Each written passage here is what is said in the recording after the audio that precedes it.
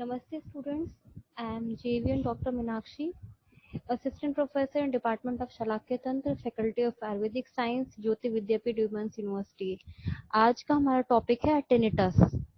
Tinnitus होता क्या है, ठीक है। उसको समझने से पहले हमें समझना पड़ेगा कि उसका ओरिजिन कहाँ से हुआ है, कौन से वर्ड से हुआ है, ठीक है। तो according to Merriam Webster, tinnitus एक लैटिन टर्म से आया है, टिनिर। टिनिर जैसे टू रिंग, तो इसका जो मतलब होता है वो रिंगिंग साउंड की तरह सिमिलर इसकी नॉइस होती है, इसलिए इसको टिनिटस बोला जाता है। It is of imitative origin. First non इसका यूज है 1843 में, इसको वर्ड को यूज किया गया है। तो टिनिटस एक रिंगिंग साउंड होती है या फिर कोई नॉइस होती है इन द ईयर, जो हमें कान में सुनाई देती है, रिंगिंग साउंड। तो इस ओरिजिन जो इस साउंड का होता है वो पेशेंट के अंदर ही होता है, बाहर से कोई साउंड नहीं आ रही, पेशेंट के अंदर विद इन ही ये साउंड ओरिजिनेट होती है। और ये यूनिलेटरल होती है, यूजुअली यूनिलेटरल होती है, लेकिन दोनों ईयर्स को भी इफेक्ट कर सकती है। टिनिटस बहुत एनोइंग होती है क्वाइट सराउंडिंग्स में, क्योंकि आपको बहुत ज्यादा क्लियर साउंड सुनाई देती है, पर्टिकुलरली नाइट में, जब हमारी बाहर की साउंड्स जो मास्क कर देती थी हमारे अंदर से आने वाली, कान से अंदर आने वाली साउंड को। तो वो जो बाहर वाला एनवायरनमेंट है उसका इफेक्ट का लॉस हो जाता है, इसी वजह से रात को बहुत ज्यादा ये एनोइंग हो जाती है साउंड। जो टिनिटस की साउंड्स हैं वो बहुत तरीके की हो सकती है, जरूरी नहीं है वो रिंगिंग ही हो, रिंगिंग भी हो सकती है, हिसिंग साउंड हो सकती है, रोरिंग साउंड भी हो सकती है, विस्लिंग साउंड हो सकती है, विशिंग साउंड हो सकती है, बजिंग साउंड हो सकती है, चर्पिंग साउंड हो सकती है, और क्लिकिंग साउंड हो सकती है। और इसमें इन्होंने एक पर्टिकुलर चीज बताई है कि it goes along with my heart beat. ठीक है, कुछ पेशेंट बोलते हैं कि जैसे मेरी हार्ट बीट कर रहा है, उसके साथ ही मुझे ऐसा लगता है कि मेरे कान में भी कोई नॉइज सुनाई दे रही है। टिनिटस के फिर टाइप्स होते हैं, बेसिकली दो टाइप्स से इसको डिवाइड किया है, सब्जेक्टिव एंड ऑब्जेक्टिव। सब्जेक्टिव से आप समझ सकते हैं कि सब्जेक्टिव को टिनिटस को तब कहेंगे जब खाली पेशेंट को वो आवाज सुनाई दे रही है, तो है सब्जेक्टिव। ऑब्जेक्टिव साउंड हम कहते हैं कि जब एग्जामिनर अपने स्टेथोस्कोप का यूज करके उस आवाज को सुन सकता है, then the tinnitus is objective. ठीक है। फिर आते हैं हम कॉजेज पे। कॉजेज क्या हो सकते हैं टिनिटस के, सब्जेक्टिव टिनिटस के कॉजेज क्या हो सकते हैं और ऑब्जेक्टिव टिनिटस के कॉजेज क्या हो सकते हैं। तो सब्जेक्टिव टिनिटस में ऑटोलॉजिक हो सकता है रीजन, मेटाबॉलिक रीजन हो सकता है, न्यूरोलॉजिक रीजन हो सकता है, कार्डियोवेस्कुलर रीजन हो सकता है, फार्माकोलॉजिक रीजन हो सकता है, या फिर साइकोजेनिक रीजन हो सकता है। और दूसरी तरफ ऑब्जेक्टिव टिनिटस के क्या कॉजेज हो सकते हैं, वेस्कुलर कॉज हो सकता है, पेचुलस यूस्टेचियन ट्यूब का हो सकती है, या पैलेटल मायोक्लोनस हो सकता है, या इडियोपैथिक स्टेपेडियल और टेंसर टिम्पेनी मायोक्लोनस हो सकता है, या फिर कोई डेंटल रीजन हो सकता है, या फिर clicking of the temporomandibular joint हो सकता है। सब्जेक्टिव टिनिटस के जो कॉजेज हैं उसमें ऑटोजेनिक कॉज के अंडर कौन कौन से कॉजेज आते हैं, जैसे इम्पैक्टेड वैक्स है तो उसकी वजह से सब्जेक्टिव टिनिटस हो सकता है, अगर फ्लूइड है मिडिल एरिया में तो उस वजह से हो सकता है, या फिर एक्यूट ओटाइटिस मीडिया है या क्रॉनिक ओटाइटिस मीडिया है, जो हमने पढ़ा है ना एएसओएम सीएसएम प्रीवियस क्लासेस में, तो उसकी वजह से भी पेशेंट को टिनिटस की साउंड आती है। मिनियर्स डिजीज हो सकता है, या फिर नॉइस इंड्यूस्ड हियरिंग लॉस में भी सुनाई देती है subjective tinnitus. Idiopathic sudden sensitive hearing loss हो सकता है, या अकाउस्टिक ट्रॉमा हो सकता है। मेटाबॉलिक कॉजेज कौन कौन से हो सकते हैं, हाइपोथायरॉयडिज्म, ओबेसिटी, हाइपरलिपिडीमिया, और या फिर vitamin deficiency, specially B12 deficiency में आपको सब्जेक्टिव टिनिटस सुनाई देगा। फिर आता है न्यूरोलॉजिक कॉजेज। न्यूरोलॉजिक कॉजेज में हो सकता है कोई हेड इंजरी हो, हेड इंजरी की वजह से क्या होगा, लैब्रिंथ कॉन्फ्यूजन हो सकता है, टेम्पोरल बोन फ्रैक्चर्स हो सकते हैं, या विप्लैश इंजरी की वजह से हो सकता है, या multiple sclerosis, post meningitic brain haemorrhage, brain infarct, ये सब रीजंस की वजह से भी सब्जेक्टिव टिनिटस होता है। कार्डियोवेस्कुलर कॉजेज हो सकते हैं like hypertension, hypotension, anaemia, cardiac अरिथमियाज, arterial sclerosis, फिर आते हैं फार्माकोलॉजिकल कॉजेज पे, कुछ ऑटोटॉक्सिक ड्रग्स होते हैं जिनकी वजह से सब्जेक्टिव टिनिटस हो सकता है। फिर है last one psychogenic cause of the subjective tinnitus like anxiety और डिप्रेशन। फिर हम आते हैं ऑब्जेक्टिव टिनिटस के कॉजेज कौन कौन से हो सकते हैं। फर्स्ट वन था वेस्कुलर कॉज। वेस्कुलर कॉज में एवी शंट्स, अगर ग्लोबस ट्यूमर है मिडिल ईयर का तो उस केस में हो सकता है। फिर आर्टीरियल ब्रूट, अगर कैरोटिड एन्यूरिज्म है तो उसमें क्या होता है, विशिंग टिनिटस होता है जो कि सिंक्रोनस होता है विद द पल्स। तो वो क्या टेम्पोरली एबोलिश हो सकता है, अगर हम कैरोटिड आर्टरी को प्रेस करते हैं तो कॉमन कैरोटिड आर्टरी को प्रेस करने से टेम्पोरली जो स्विशिंग साउंड होती है टिनिटस की वो टेम्पोरली बंद हो जाती है लेकिन अगेन आने लग जाती है। या फिर वीनस हम, वीनस हम आपको कब सुनाई देगा, डेज एंड जुगलर बल्ब। ठीक है, अगर हम नेक के वीन से जो जुगलर वीन है उसको हम प्रेस करेंगे तो साउंड आनी बंद हो जाती है। तो सेकंड इसमें है ऑब्जेक्टिव टिनिटस कॉज में पैचुलस Eustachian tube. Tinnitus is synchronous with respiration due to abnormally patent eustachian tube। ठीक है, अगर eustachian tube जो पेटेंसी है उसकी ठीक नहीं है तो उस केस में क्या होगा, रेस्पिरेशन के साथ साथ उसको जैसे रेस्पायर करेगा, वो इनहेल करेगा, वैसे उसके साथ में उसको टिंटस सुनाई देगा। Next is palatal myoclonus. मायोप्लेटस मायोक्लोनस में क्या होता है, आपके जो सॉफ्ट पैलेट की मसल्स हैं उनके कॉन्ट्रैक्शन की वजह से क्लोनिक कॉन्ट्रैक्शन के साथ में क्लिकिंग साउंड प्रोड्यूस होती है, उसको बोलते हैं पैलेटल मायोक्लोनस। फिर नेक्स्ट है इसमें कॉज इडियोपैथिक स्टेपिडियल और tensor tympani myoclonus. This is again middle ear की जो मसल्स हैं उनका क्रोनिक कॉन्ट्रैक्शन की वजह से ये साउंड प्रोड्यूस होती है। नेक्स्ट है डेंटल कॉज और लास्ट वन है clicking of the temporomandibular joint. फिर बात करते हैं हम ट्रीटमेंट की। ये टिनिटस का पेशेंट हमारे पास आता है तो उसको हम क्या ट्रीटमेंट प्रोवाइड करेंगे। टिनिटस एक सिम्टम है, कोई डिसीज नहीं है, ये तो आपको पता है। इसमें आपको साउंड सुनाई दे रही है, रिंगिंग, विशिंग, अलग अलग तरह की साउंड्स आ सकती हैं, लेकिन वो एक पर्टिकुलर डिसीज नहीं है।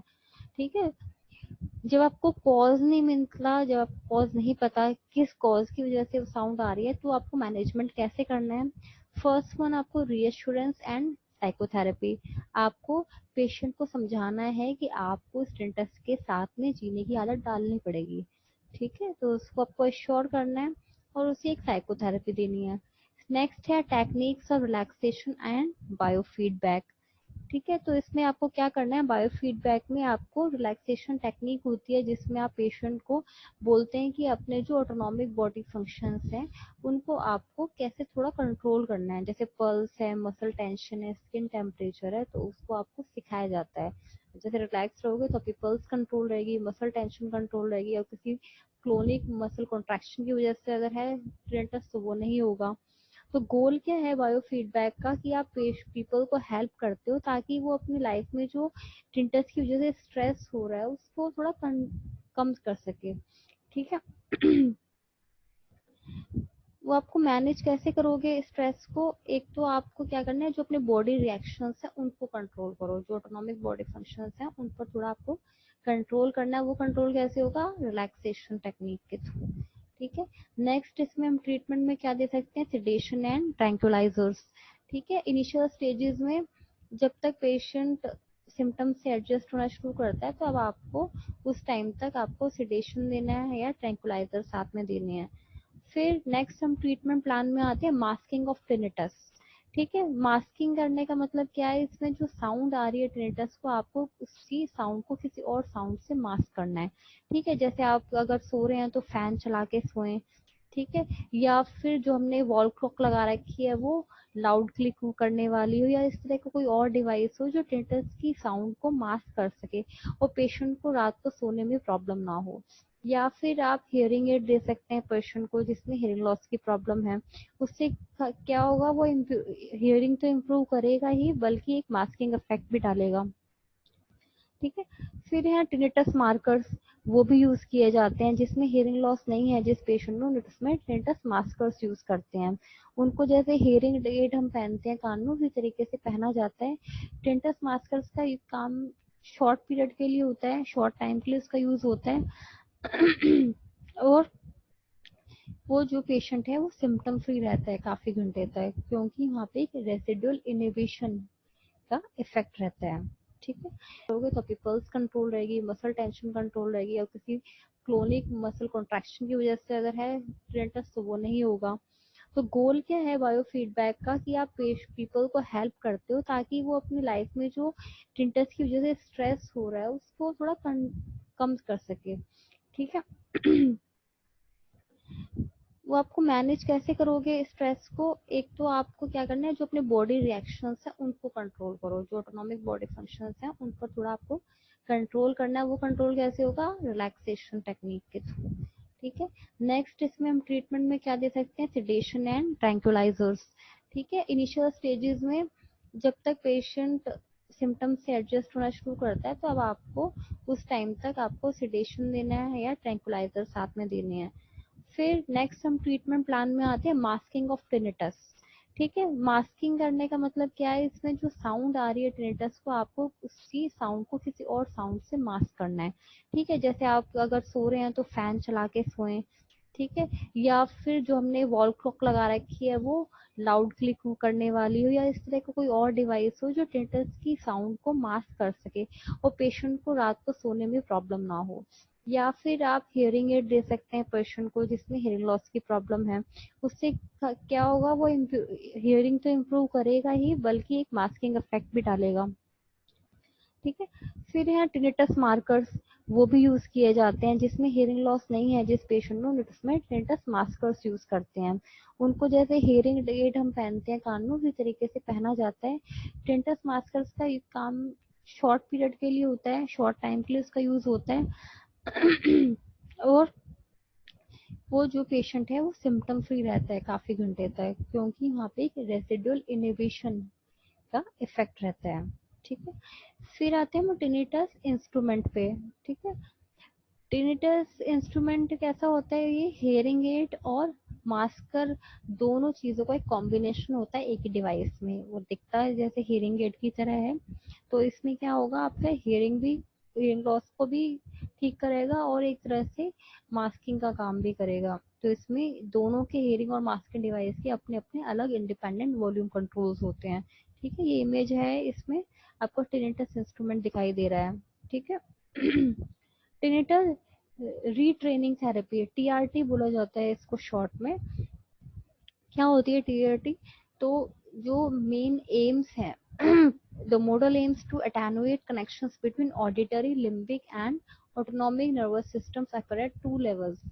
ठीक है, जो कनेक्शंस होते हैं इन तीनों सिस्टम्स के बीच में वो दो लेवल्स पे होते हैं। First, habitualization of reaction and habitualization of tinnitus. ठीक है, habitualization of reaction means uncoupling of the brain and body from negative reactions to tinnitus। ठीक है, तब पर tinnitus तो है पेशेंट को, लेकिन उसमें क्या करना है, जो उसके ब्रेन के और जो बॉडी के नेगेटिव रिएक्शंस हैं उनको कंट्रोल करना है, उसको हैबिट डालनी है कि इसके साथ मुझे जीना होगा, इस साउंड से मुझे अब इरिटेट नहीं होना है, स्ट्रेस नहीं लेना है। ठीक है, हैबिचुअलाइजेशन ऑफ टिनिटस क्या होता है, इसमें क्या करते हैं हम, टिनिटस रिलेटेड जो न्यूरोनल एक्टिविटीज होती हैं उनको ब्लॉक किया जाता है। ठीक है, पेशेंट अवेयरनेस नहीं होती पेशेंट को टिनिटस की, और ना ही वो एनॉय होता है। ठीक है, जबकि इसको पेशेंट को टिनिटस होता है। कंपोनेंट्स ऑफ टीआरटी, क्या कंपोनेंट्स होते हैं टीआरटी के, first one is the sound counselling, second is the sound therapy. ठीक है, काउंसलिंग में क्या करते हैं हम, पेशेंट को एजुकेट करते हैं अबाउट टिनिटस। ठीक है, कि कैसे जनरेट हुआ, उसका मैकेनिज्म ऑफ जनरेशन क्या है, प्लास्टिसिटी ऑफ ब्रेन बताते हैं, which can evaluate any sensory stimuli। ठीक है, तो लिम्बिक सिस्टम, ऑटोनॉमिक सिस्टम्स, इनका जो प्राइमरी सोर्स होता है वो नेगेटिव रिएक्शन होता है टू द टिनिटस। तो आपको क्या करना है, नेगेटिव रिएक्शंस को रोकना है और इन सारे सिस्टम्स को आपको एक तरह से कंट्रोल करना है। Second one is the sound therapy. Sound therapy में पेशेंट को साइलेंट एनवायरनमेंट को अवॉइड करना है, पेशेंट को क्या किस में रहना है, जिसमें साउंड वाले एनवायरनमेंट में रहने को आप खुद को एक्सपोज करना है, हैबिट डालनी है कि वो साउंड वाले एनवायरनमेंट में रहे ताकि वो मास्किंग इफेक्ट हो। टीआरटी में थोड़ा लंबा टाइम लगता है, 1.5 साल से 2 साल तक लग सकते हैं, लेकिन इसमें देखा गया है कि 80% पेशेंट्स में इम्प्रूवमेंट देखी गई है। ठीक है, तो here completes our topic tinnitus. तो this session is powered by the digital version 2.0 Jyoti Vidyapeeth Women's University. Hope you are satisfied with my digital session. If you have any query, please mention in the comment box. I will resolve it. Thank you so much, students.